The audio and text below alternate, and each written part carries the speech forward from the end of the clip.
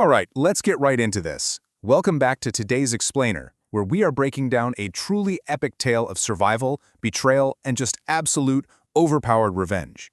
We're tracking Yenning, a warrior stuck in a ruthless lit RPG apocalypse where humanity is literally on the brink of extinction.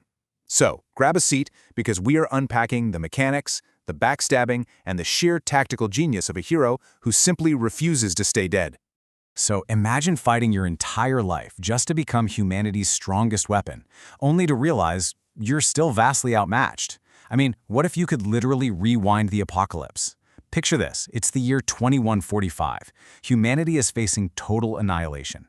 Mutants have completely overrun the planet, and our protagonist, Yenning, makes this desperate final stand against a colossal, nightmarish level 4 mutant. And despite giving it everything he has, he's killed. Humanity falls, and nuclear fire consumes the world. But instead of the end, Yenning opens his eyes. He hasn't just survived, he's been sent back in time. He wakes up exactly 3 years in the past, year 001. But get this, he wakes up staring down the barrel of a gun.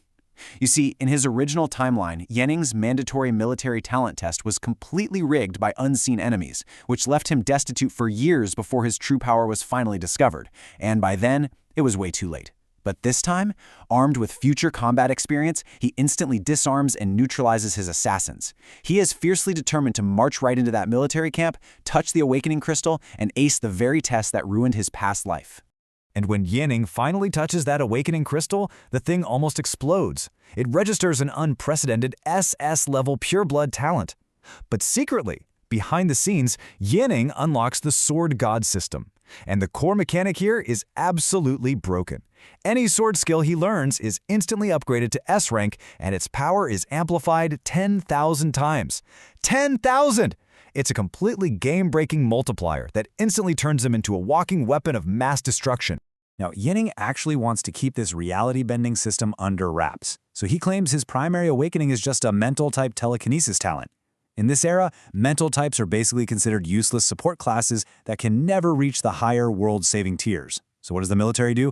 They instantly revoke his elite seed status, pull his protection, and just abandon him, thinking he's a total dead end.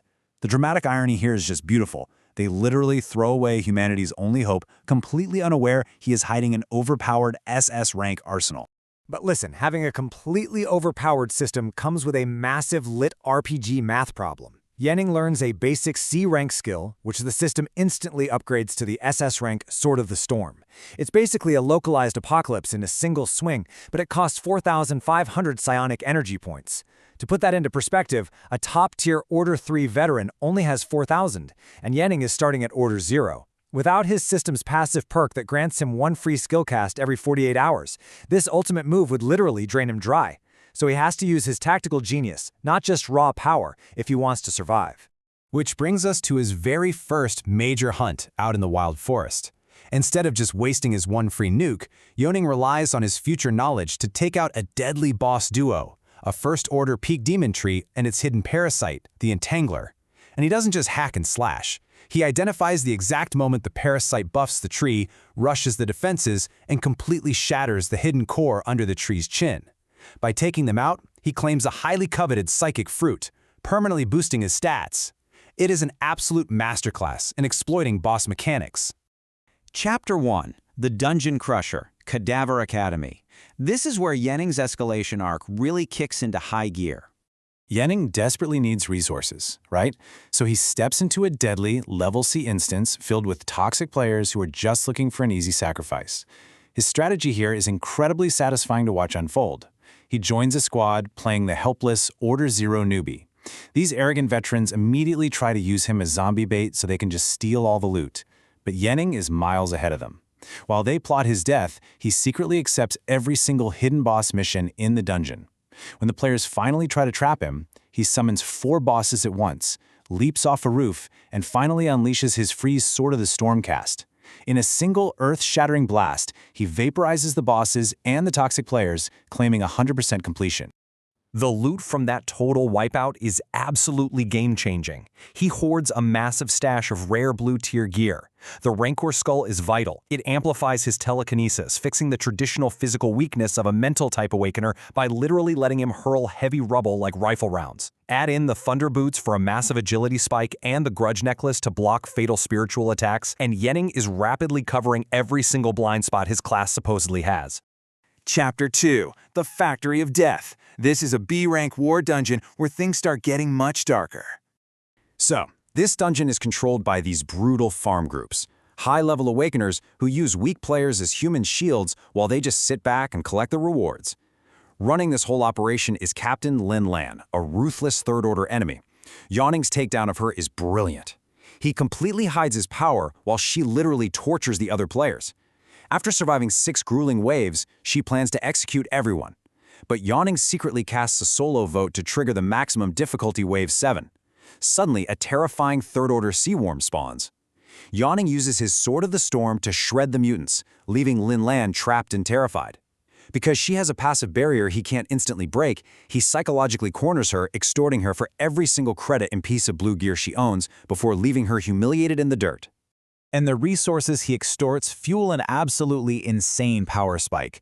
Normally, a fully boosted second-order Awakener caps out at 18 strength, but Yenning? In less than a week, he's rocking 19 strength, 18 agility, and a massive 35 will. He is actively shattering the system's hard limits, proving once and for all that the military's assessment of mental types being useless was a catastrophic miscalculation. Chapter 3, The Lost Battlefield. This is a haunted dungeon that really forms the emotional core of our story.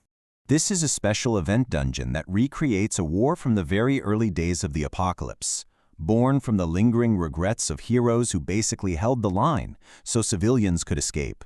Morins, go home. This haunting passcode is absolutely central to the tragedy. For decades, modern military squads have been coming into this dungeon and yelling this exact phrase. Why?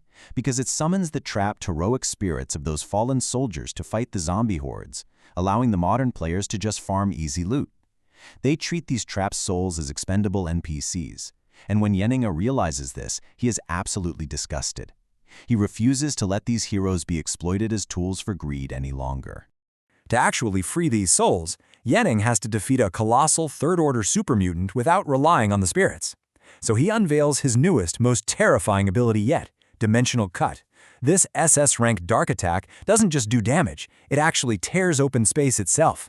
For a split second, Yenning steps into a dimensional void where time literally stops, granting him complete invincibility and the ability to ignore all enemy defenses. Uses this insane skill to literally slice the supermutant right in half in the blink of an eye. With the boss dead, Yenning screams the passcode, finally releasing the heroic spirits so they can rest. He clears the dungeon with an SS rating, pushes to the absolute peak of the Second Order, and uses his own hard-earned credits to fund a real-world monument in the soldier's hometown. It proves that beneath his ruthless tactical exterior, Yenning fights for humanity's soul just as much as its survival. Chapter 4, A Target on His Back. The hunter becomes the hunted. But hey, no good deed goes unpunished, right? Yenning's explosive growth and reality-bending feats have drawn the absolute wrong kind of attention. As he's walking through the safe zone city center, the hairs on the back of his neck stand up. He is being stalked by a third-order killer. Is it a military commander who realized Yenning stole his loot, or maybe an assassin hired by the humiliated Lin Lan? With his overpowered skills on cooldown, Yenning ducks into a high-end hotel, using a rebellious, wealthy heiress named Yen Yukin as an unwitting disguise to slip past the assassin. But how long can he really hide? And what happens when the military finally realizes the weak mental type they abandoned is actually the sword god they desperately need? We'll dive into how Yenning survives this in the next chapter. Keep analyzing, keep learning, and I'll catch